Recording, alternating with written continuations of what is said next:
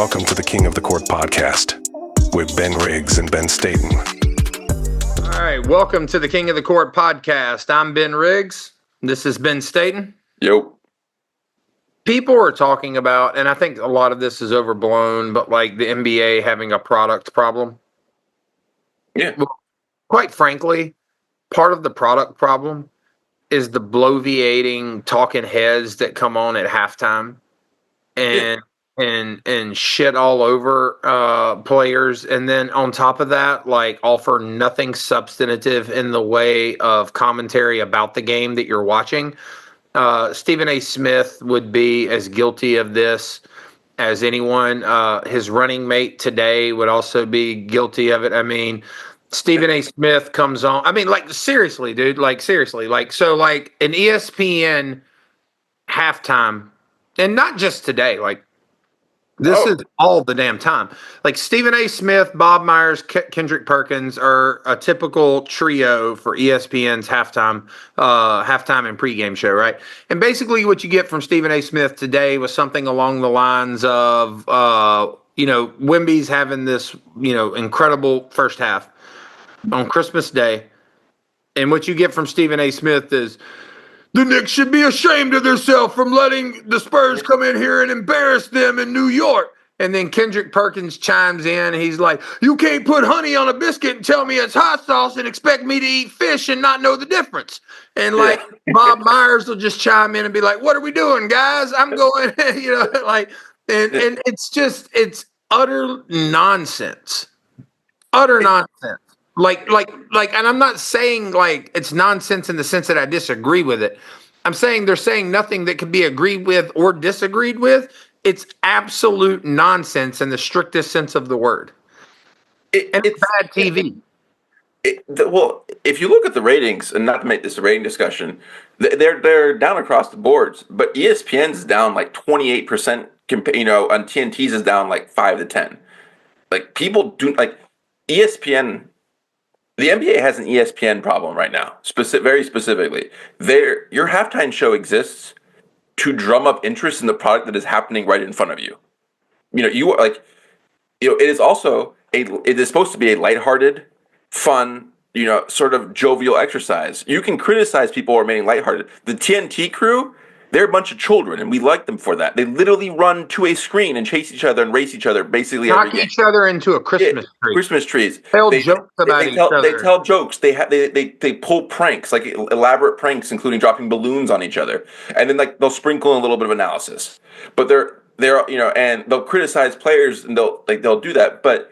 The mood is lighthearted. The tone is lighthearted. The tone is fun. You're supposed to come out of it laughing. Fun is the word. Yeah, and you're supposed to coming out of it thinking that was a lot of fun. I'm right excited for the second half. ESPN's it is downright. They're only criticizing.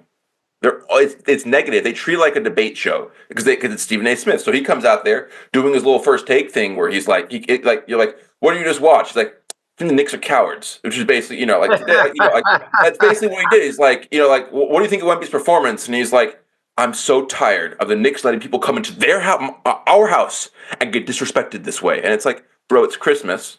First off, it's Christmas. Second off, we can talk about the positive, and he's unable, because he's basically a cartoon character at this point. He's unable to do the positive part of this, the hyping up of a product. All he does is criticize shit. That's just basically his existence at this point. Also, what was the score at halftime? It was like a 3-point game. It was a 3-point, and the Spurs had just pipped at the end to get it out. Yeah. And they're cowards. They're cowards for allowing the San Antonio Spurs to come into the mecca of basketball and disrespect the New York Knicks. He also has no chemistry with Perk. Like, he does this thing. He's like, I'm sick and tired of watching the New York Knicks disrespect the game of basketball. And then they'll go to Kendrick Perkins, and literally, like, his entire, what he contributed to the show, they just contributed to him. He just started clapping, and then they're like, "Okay, good." And then they went to commercial, and it's dumb, it's negative. It doesn't hype the product up. Like they would be better served of just showing you the halftime show. The woman who's on on the unicycle with like trying to catch the cups on her head, like you can see on NBA League Pass. That's a lot more entertaining, and. Yeah, it's and the other thing is like I don't understand how it got to this point, because you have to think of it this way. ESPN probably has paid millions of dollars and run focus groups, hired some of the best producers in the game. They have live event producers. They do live events well. And for some reason, the model they came up for ESPN shows is three people sitting at a podium that, it looks like a debate stage for a presidential election.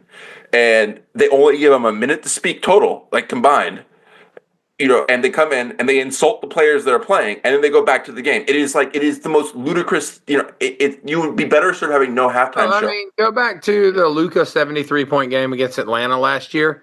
The commentary for that game was not Luka had this amazing game. It was how bad the NBA is. Yeah, that's the commentary. Like it's like you can't expect. But look, that's the product that Stephen A. Smith and apparently ESPN wants to sell, which is this sort of beating up on the players in an effort to turn everything into a screaming match and a debate, and some sort of weird anecdote contest with Kendrick Perkins. And I think that it's, quite frankly, it's not entertaining. It's not fun. It's a chance to go. It's a bathroom break. That's what it is. And it really, it seems like an effort to convince you that what you're watching shouldn't be watched. Well, it is, and the Lakers game had my favorite, the one I literally laughed at, where they're like, they literally go to Shams trying to drum up interest to make AD might return the game, and they go like, Stephen A., what's your takeoff? And he's like, honestly, man, that guy gets hurt so much. Do we really want him to risk coming back in the second half? And it's like, what? He hasn't really been hurt very much lately. Stephen A., do you want to see a better game in the second half? Maybe. Potentially. It's not too much to ask. It's goofy. They need to get better at this, because their TNT's going away. I know that they're getting the inside the NBA crew for spot events. They're going to trot them out for special occasions next year.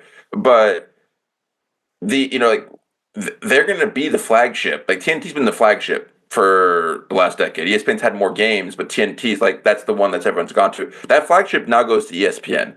And if ESPN's presentation is this bad, and it shouldn't be this bad, then there's going to be, because this is there's a second debate that we don't need to touch on, which is are people shooting too many threes? That's a separate thing. That's an aesthetics thing about how you want to watch basketball. But that isn't solved by if your people are not hyping your game up or this bad at doing commentating, people aren't going to watch for that reason. People watch for commentators. I've never seen an NFL halftime show do what they do. And I'll look. Even the CBS one where they bring on 17 people and pack them all into little set area. They don't do that. They don't do that. And those people are half those people are senile at this point because they've been doing it all since I was a small child. But that one is bad, but it's not negatively hurting the pod. It's just that Terry Bradshaw doesn't know where he is when he's on television.